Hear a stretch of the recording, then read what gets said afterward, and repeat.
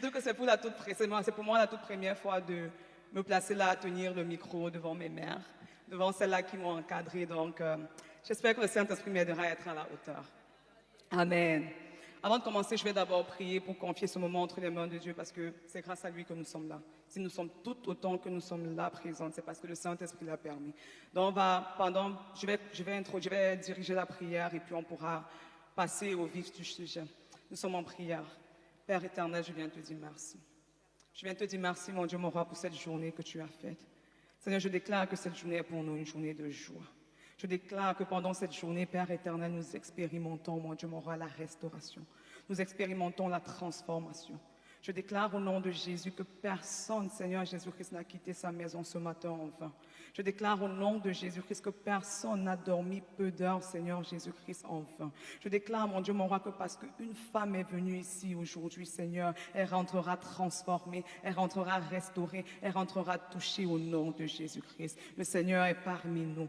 Saint-Esprit, meut-toi au milieu de nous. Sois maître, sois Seigneur pendant ce moment et prends toute la place, Jésus. C'est en ton nom puissant que nous avons prié. Amen. Alors, on va commencer. Déjà, j'aimerais poser une question, ou du moins plusieurs questions, parce que deux, c'est déjà plusieurs. Première question, qui n'a pas compris mon thème dès le départ? Pour qui est-ce que mon thème était difficile? N'ayez pas honte de lever le doigt et les mains, hein, franchement. Est-ce qu'on peut afficher mon thème, s'il vous plaît? Ce serait super. Ceux qui ne lèvent pas le doigt, là, je vais vous demander ce que ça signifie, vous allez m'expliquer. Donc, qui de prime abord n'a pas compris mon thème? Ah, là, il y a plus de doigts qui se lèvent. Hein? OK. Alors, mon thème s'intitule tout simplement « Comment devenir une vectrice de vie quand on a soi-même été une victime ?» Pasteur Sagesse l'a introduit tout à l'heure. Elle n'a pas dit qu'elle était pasteur, c'est notre pasteur Sagesse. Est-ce qu'on peut applaudir pour elle, s'il vous plaît? Merci beaucoup. Alors, comme pasteur Sagesse l'a dit d'entrée de jeu, c'est souvent difficile.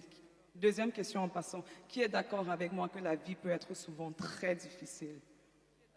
Même en tant que chrétienne. Qui est d'accord avec moi que la vie peut souvent être très injuste? Du genre, ça fait longtemps que tu as fini de faire tes études, tu as fini tes études, tu attends 5 ans, tu n'as pas de travail.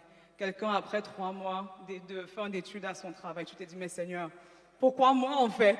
Et puis Dieu va te demander, tu croyais que ça devait être qui? Si c'est pas toi, c'est qui? Tout le monde est mon enfant, c'est quoi avec toi? Donc, la vie peut souvent être très difficile et tous les échecs par lesquels on va passer, toutes les difficultés par lesquelles on va passer, toutes les injustices qu'on va subir vont créer quelque chose en nous en fait. Et pour illustrer mon propos, j'aimerais nous présenter une image, mais mon téléphone, il n'est pas très glamour, hein, vraiment, donc fermez les yeux. Alors, déjà, moi, quand j'ai acheté ce téléphone, il était tout neuf. Vraiment, aujourd'hui, il paraît il est en mauvais état, il est cassé partout. Mais quand je l'ai acheté, il était tout neuf. Mais maintenant, au fur et à mesure, peut-être avec un peu de négligence, mon téléphone tombe, je me lève, j'oublie que j'ai mon téléphone sur moi, il tombe, il s'éclabousse.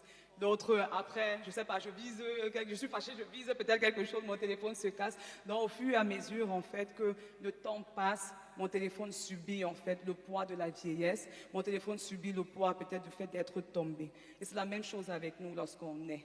Quand on est tout neuf, on est tout blanc, on est tout innocent. Mais au fur et à mesure, la vie, ce qu'on vit, nos expériences, les mauvaises expériences par lesquelles on passe, ça crée des cassures, ça crée des fissures et ça ne nous laisse pas indifférents. C'est ce qui conduit au fait que nous devenions plus tard des victimes, surtout si ces injustices-là n'ont pas été travaillées en amont. Donc les blessures par lesquelles on passe, les échecs par lesquels on passe viennent créer quelque chose en nous qui nous octroie dans ce statut de victime. Pasteur Sagesse a parlé tout à l'heure du fait que nous tous ici, nous sommes des victimes, à des degrés différents, à des échelles différentes, mais personne ne peut me dire ici qu'il n'a jamais été victime de quoi que ce soit. Il y en a qui ont été victimes de racisme, nous sommes dans un pays étranger. Il y en a qui ont été victimes, je ne sais pas, dans des relations d'infidélité. Il y en a qui ont été victimes de la perte d'un parent, par exemple, de deuil. Il y a des gens qui ont perdu leurs parents. Bon, je laisse ça là-bas. Je ne grâce pas parler de ça plus en détail. Il y en a qui ont été victimes. Bref, on a tous été victimes dans notre vie, chacun a des degrés différents. Et il y a une parole qui dit, celui qui est blessé ou qui a été blessé blesse en retour. Mais aujourd'hui, nous voulons changer en fait ce discours. Aujourd'hui, nous voulons changer cette dialectique en fait. Celui qui a été blessé n'est pas obligé de blesser. Celui qui a été blessé peut choisir de guérir et peut choisir d'être un vecteur de vie. Donc, celui qui a dit, celui qui a été blessé, blesse. Non, nous disons non. Et nous voulons ce matin changer cette dialectique, changer ce discours. Amen. Alors, je vais continuer. Déjà, c'est quoi être victime? On parle de victime, mais c'est quoi être une victime? Selon le dictionnaire Le Robert, une victime est tout simplement une personne qui a subi au cours de sa vie des injustices de la part d'une personne, de la part d'une entité par exemple. On parlait par exemple des gens qui ont été victimes de racisme. C'est une personne qui est raciste envers nous. On parlait d'une personne, ou bien une personne par exemple qui a subi du viol, qui a été victime de viol. C'est quelqu'un qui a octroyé, c'est quelqu'un qui a fait subir cette victime-là. Ou alors, comme on dit, victime d'une entité. Par exemple, tu achètes ton terrain au Cameroun surtout. L'État vient te dire qu'aujourd'hui, là, c'est mon terrain. Tu fais comment? Tu n'as que tes yeux pour pleurer. Donc, tout ça, en fait, crée des choses en nous, vient créer des cassures en nous. Et si ce n'est pas travaillé, ce sera difficile de s'en sortir. Mais, qu'à cela ne tienne, on a dit on veut changer cette dialectique. Ça veut dire qu'il est important pour nous de sortir du statut de victime. Mais maintenant, pourquoi est-ce qu'il faut qu'on sorte du statut de victime? Parce que pour vouloir sortir de quelque chose, il faudrait d'abord qu'on comprenne la nécessité. Parce que si on ne comprend pas la nécessité, ce ne sera qu'on va venir parler, bavarder comme ça, et puis on va se séparer, et puis il n'y aura pas de changement. Mais il faudrait d'abord qu'on comprenne pourquoi est-ce qu'il est nécessaire de changer de statut. Et pour cela, j'ai préparé quelque chose pour nous. Bon, ça, c'est pas mon idée, hein, je l'ai juste emprunté.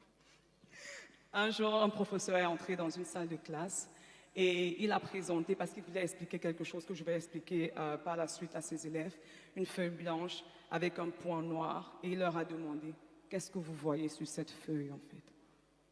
Et vous vous doutez bien qu'on va faire cet exercice tous ensemble, quoi. Pour ceux qui ne savent pas, je suis social arbeiterin, donc j'aime le contact social, ce sera interactif. Apprêtez-vous.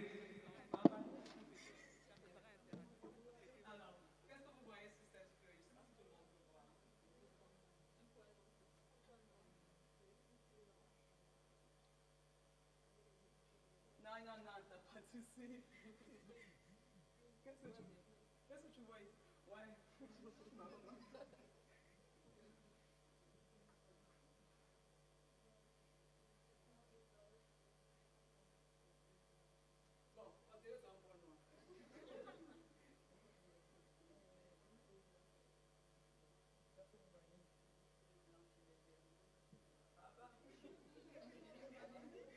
Chacun m'a dit ça. D'autres ont dit un point noir, d'autres ont dit une feuille blanche avec un point noir. Maintenant,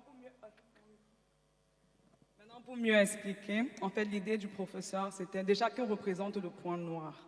Le point noir, en fait, représente toutes nos difficultés, tous nos manques. La pauvreté, le chômage, la stérilité, le célibat, quoi encore, c'était un peu. La maladie, l'échec, les addictions. Ces points noirs dans nos vies représentent tout ça, en fait. En fait, toutes ces choses représentent le point noir dans nos vies. Maintenant, cette feuille blanche aussi représente quoi? Ça représente la santé, ça représente la vie, ça représente... Bref, toutes les bonnes choses, en fait, qu'on peut s'imaginer. J'ai écrit quoi? Un toit sur ta tête, une famille qui t'aime, la vie, de bons amis, la stabilité financière, la santé, le potentiel, les dons et les talents que Dieu a mis en chacun de nous.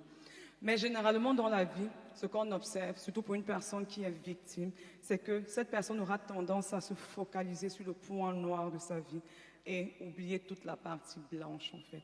Et pendant cette expérience-là, le professeur, ce qu'il a remarqué, c'est que tous les étudiants ont pointé du doigt le point noir. Ils ont dit tout ce qu'on voit ici, c'est un point noir. Et c'est généralement l'erreur, je vais dire ça comme ça, ou bien l'ignorance, entre guillemets, que nous avons de juste focaliser notre attention sur les points noirs au point de négliger, en fait, toute cette page blanche-là.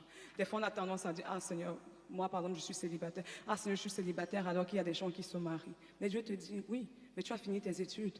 Mais Dieu te dit, oui, mais tu as un travail. Dieu te dit, oui, tu ne dors pas dehors. Tu es en santé, tu es en vie. Ou alors, Seigneur, regarde, depuis, j'ai fini de travailler, j'ai fini l'école, mais je suis au chômage. Mais Dieu te dit, regarde autour de toi. Regarde, tu es en vie, tu es en liberté. Beaucoup sont en prison en ce moment. Beaucoup sont sur les lits d'hôpitaux. Tu es en vie, tu es en santé. Généralement, on focalise notre attention sur ça. Et c'est pourquoi c'est important. Et ce sont des personnes, en fait, qui sont victimes, qui font ce genre d'erreur. Et nous tous, hein, moi personnellement, moi-même, ça a été mon cas. Et des fois, même c'est mon cas, quoi. Des fois, je suis tellement submergée par un problème que toute mon attention est focalisée dessus. Mais aujourd'hui, il s'agira de vraiment déplacer notre focus. Mais on en vient encore, quoi. Et maintenant, la deuxième raison pour laquelle il est important de sortir du statut de victime, c'est vraiment parce que à cause du statut de victime, nous nous plaignons en fait. Il y a la complainte dans nos vies, il y a les murmures. On n'arrive pas à être satisfait de ce qu'on a. On manque de reconnaissance et ça peut nous pousser à tomber dans l'envie. On envie ce que l'autre a. On n'arrive plus à jouir de ce que nous avons. Parce que quand tu prends même du recul, tu te rends compte que mais pourquoi je suis en train d'envier la vie de cette personne? Alors que si je regarde bien, j'ai tout ce dont j'ai besoin. Il n'y a que ça qui me manque. Mais pourquoi est-ce que ça focalise tellement mon attention en fait? Donc c'est pour ça qu'il est important de vraiment apprendre, en tout cas on reviendra dessus. C'est pour ça qu'il est important de sortir du statut de victime. Parce que à cause de cela, ça nous vole même notre joie en fait. Ça nous vole notre joie de vivre. On n'arrive plus à être joyeux. Parce que tout ce à quoi on pense, c'est ça. C'est ce problème-là. Pourtant, ce problème-là, c'est vraiment seulement un petit point noir pour revenir à mon illustration du départ, au milieu de toute cette grande feuille blanche qu'on peut avoir, quoi. Donc, c'est vraiment important du sortir de ce statut de victime-là, quoi. Maintenant, on va voir comment sortir du statut de victime. Ça, c'est bien de venir là, de parler, de dire des choses, mais si on n'apporte pas de solution, vraiment, chacun rentrera comme il est venu. Maintenant, comment est-ce qu'on peut sortir du statut de victime? Déjà, il est important de reconnaître qu'on est une victime. C'est d'abord important, on n'en a plus besoin, ça va aller. C'est d'abord important de reconnaître en fait que je suis une victime. C'est important de reconnaître que ce que j'ai subi a apporté en fait un changement négatif dans ma vie. Parce que l'erreur qu'on fait souvent, c'est qu'on veut nier nos douleurs. Peut-être, je ne sais pas, un gars te bat, mais tu dis que ça fait quoi? C'est pas la première fois qu'on me bat. Pourtant, tu sais très bien que ça te fait mal. Pourtant, tu sais très bien que ça ne va pas en fait, mais tu te caches derrière le courage, derrière la force. Mais toi-même, tu sais au fond de toi que tout ça, ce ne sont que des façades. Parce qu'au fond, il y a quelque chose qui a été brisé en toi. Tu perds un parent. Ça passe. Tu n'as pas eu le temps de faire vraiment ton deuil. Le problème, c'est que tant que tu ne fais pas ton deuil, tu seras toujours là quand il y aura peut-être des situations. Moi, par exemple, parce que moi, j'ai perdu mes parents déjà. Et puis, j'étais toujours en train de dire, j'étais toujours dans la plainte, en fait, du genre, j'étais victime, quoi. Je me victimisais tellement. Je me disais, Seigneur, pourquoi moi? En plus, si je ne suis pas... Et quand je voyais d'autres personnes peut-être, je ne sais pas, avancer dans leur vie, vraiment les faux trucs, hein. Je me dis, Seigneur, c'est parce qu'ils ont leurs deux parents. Et moi, je n'ai pas mon parent. C'est pour ça que je n'arrive pas à avancer. Mais tu te dis, mais ça ne veut rien dire, en fait. Ça ne veut absolument rien dire. Ils ont leurs parents, c'est vrai, mais Dieu est ton père aussi, quoi. Et il ne t'abandonne pas. Donc, c'est ça, en fait, quand on est encore victime. C'est ça, parce que on regarde seulement les choses selon notre perspective. Et des fois, nos perspectives, malheureusement, dans ces états-là, ce sont des mauvaises perspectives, quoi. Donc, vraiment, il est important de sortir du statut de victime. Et comme j'ai dit, reconnaître que l'on a été blessé, reconnaître qu'il y a eu un changement dans nos vies, reconnaître que ce par quoi on est passé. Peut-être on t'a renvoyé du boulot, peut-être tu as subi une injustice, un collègue a menti sur toi et à cause de ça, tu as perdu ton boulot. Peut-être dans ta famille, on ne te parle plus parce qu'un cousin, une cousine a menti sur ton nom. Reconnais que ça t'a blessé. Ce n'est pas parce que l'histoire est passée que ça veut dire que tu as guéri. Il est important de reconnaître cela. Et maintenant, la deuxième des choses que j'ai écrites, c'est important de travailler au renouvellement de sa pensée. Parce que tu ne peux pas sortir du statut de victime si tu as toujours une pensée de victimisation. Si la première des choses à laquelle tu penses quand tu as une situation, c'est si j'avais su, si j'étais comme ça. Parce que je ne suis pas mariée, c'est pour ça qu'elle me parle comme ça. Parce que je n'ai pas encore d'enfant, c'est pour ça que tout le monde me déteste en fait. Pourtant, au fond, ce n'est même pas ça, c'est juste une incompréhension. Mais parce que tu as déjà tellement focalisé ton attention dessus, tout ce qui va t'arriver pour toi, ce sera seulement parce que je n'ai pas ci, parce que je n'ai pas ça. C'est pour ça qu'il y a des gens, tu vois, il y a des gens qui vont parler, vont dire, ah oui, parce que je ne suis pas encore riche, c'est pour ça qu'on me traite comme ça. Alors que ça n'a absolument rien à voir en fait, quoi. Donc c'est important vraiment de travailler au renouvellement de sa pensée. Et pour ça, dans Proverbe 23, verset 7, je paraphrase, on dit, tel un homme pense, tel il est. Nous sommes la somme de nos pensées. Nous sommes la somme des pensées que nous entretenons en nous. Donc ta pensée, ta façon de penser va déterminer aussi la direction que prendra ta vie. C'est pour ça qu'il est important de veiller sur ses pensées, de travailler sur ses pensées. Et quand on va travailler sur nos pensées, on va se rendre compte que, ok, on va apprendre une autre définition des épreuves. Parce que les difficultés par lesquelles on passe dans la vie, ce sont des épreuves. Mais maintenant, quand tu apprends, c'est quoi l'épreuve? Et quel est le but de l'épreuve dans ma vie? Ça va faire que, quand il y aura une situation, au lieu de dire que, oh non, c'est parce que je suis maudite, tu viendras dans la prière et tu diras, Seigneur, quel est le but de cette situation dans ma vie? Pourquoi est-ce que je dois passer par ci ou par ça? Qu'est-ce que tu veux m'apprendre dans cette situation? Tu vas voir que ton discours va changer. Au lieu de la plainte, tu vas passer à Seigneur, aide-moi à comprendre. Tu vas poser des questions au Seigneur. Pas dans le sens de ouais, Seigneur, pourquoi moi? Même le sens de tes questions va changer. Qu'est-ce que tu veux m'apprendre? Qu'est-ce que je dois apprendre?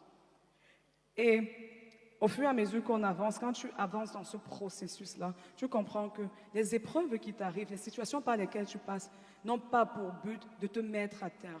Parce que lorsqu'on est enfant de Dieu, le but de Dieu n'est pas de nous mettre à terre. La Bible dit que toute chose concourt à notre bien. Toute chose concourt au bien de ceux qui aiment Dieu. Ça veut dire que s'il y a une épreuve, s'il y a une situation difficile dans ta vie, c'est parce que ça concourt à ton bien. Mais maintenant, c'est à toi d'aller chercher dans la prière le rôle en fait de ces épreuves-là. Et là, tu vas comprendre que lorsque Dieu permet qu'une épreuve arrive dans ta vie, c'est parce qu'il veut t'épurer, c'est parce qu'il veut te purifier, c'est parce il y a un caractère en fait qu'il veut bâtir en toi. Et je prends souvent l'exemple pour illustrer mon propos, cette explication avec l'or. La matière brute de l'or. Quand l'or est déterré de terre, du moins sa matière brute est déterrée de terre, elle n'a rien pour attirer les regards, pour parler de la matière brute. Elle n'a absolument rien pour attirer les regards. C'est comme un caillou, tout simplement, un tas de pierres. Mais lorsque l'or passe par le feu, il faut que l'or passe par le feu pour que l'or devienne cette matière première-là qu'on voit tous et qui nous plaît tous aujourd'hui. Et c'est ça, en fait, le rôle de l'épreuve dans la vie du chrétien. C'est comme ce feu-là qui va venir et qui va nous purifier. Ce feu-là qui va venir et qui va enlever toute cette matière grasse-là de nous. Ce feu-là qui va venir et qui va enlever toutes ces mauvaises choses-là. C'est ça, le rôle de l'épreuve dans nos vies. Maintenant, la troisième chose, c'est vraiment d'apprendre à déplacer son focus. Sur quoi est-ce que je focalise mes pensées? C'est important. Et là, il faut vraiment être intentionnel. Parce que des fois, on n'arrive pas à forcément contrôler ses pensées. Mais lorsque tu es dans une situation où tu as décidé que, OK, à partir d'aujourd'hui, je décide de penser positivement. Quand une pensée négative vient dans ta tête, quand une pensée vient pour te rappeler ce problème que tu as dans ta vie, tu te lèves, tu dis non, j'ai dit, je choisis de penser positif. Je choisis de parler la vie au lieu de la mort. Et tu dois vraiment le faire de façon intentionnelle. Parce que si tu dis seulement que non, je choisis de penser positif et tu ne poses aucune action, ce sera vain. Donc vraiment, choisis d'être intentionnel dans ce que tu fais. Petite pause. Vanessa, est-ce que tu peux aller chercher quelqu'un qui est en bas, s'il te plaît? Il m'a écrit, merci beaucoup. Donc vraiment, de choisir de déplacer son focus. La troisième des choses pour aller plus vite, c'est d'apprendre à nous voir tel que Dieu nous voit.